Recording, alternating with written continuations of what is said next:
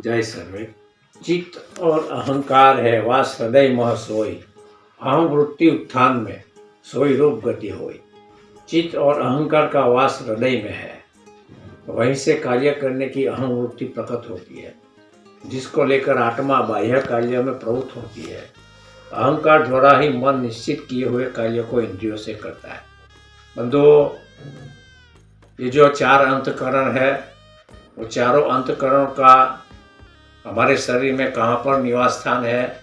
सतगुरु सदाफल देव जी महाराज ने 17 वर्ष तपस्या करके हमारे शरीर के अंदर सारे अवयवों का ज्ञान प्राप्त किया।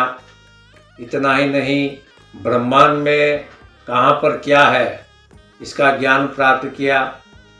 पिंड और ब्रह्मांड का ज्ञान प्राप्त किया, और पिंड और ब्रह्मांड के परे जहाँ शून्य है इसका भी ज्ञान प्राप्त किया।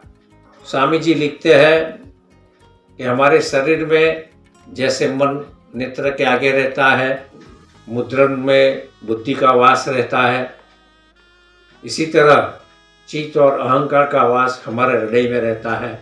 उस चित्त में कई जन्म के संस्कार भरे पड़े रहते हैं। तो चित्त और अहंकार का वास हृदय में रहता है, वहाँ से हमें बाहर कार्य करने की अहम वृत्ति प्रकट होती है। तो जहाँ पर आत्मा का वास है वहाँ चित्त का निवास है, क्योंकि जब आत्मा शरीर से बाहर निकलती है तो स्थूल शरीर छूट जाता है, लेकिन जो सूक्ष्म शरीर है, मन बुद्धि चित्त अहंकार, वो अपने साथ लेकर चलता है, कैरियर करता है। और जब आत्मा जो शरीर में प्रवेश करती है तब ये सूक्ष्म शरीर के साथ प्रवेश करती है, यानी मन बुद्धि चित्त अहंकार इसके साथ रहते हैं। इसका प्रत्यक्ष प्रमाण है। आत्मा का वास हृदय में है, वहाँ पर ही चित्त है जो कई जन्म के संस्कार लेके बैठा है। वो हमें कर्म करने के लिए आबद्ध करता है। चित्त एक चित्रपथ है, कैमरा है, जो हमें चित्र दिखाता है, और चित्र देखकर जीव ऊपर नीचे होता है।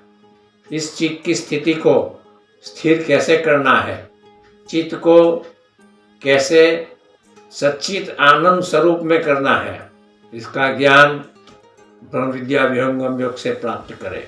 सत चित्त आनंद। सत का मतलब है प्रकृति, जो सत स्वरूप है। चित्त यानी जीव, और आनंद यानी परम आनंद, परम प्रभु। सत चित्त आनंद, ये तीनों चीज हमारे अंदर ही है। जब चित्त के अंदर से कई जन्म के संस्कार भस्म हो जाते हैं तब चित्त आनंद स्वरूप हो जाता है, और सच्चिदानंद की प्राप्ति इसे कहते हैं। बोलिए सद्गुरुदेव भगवान की जय।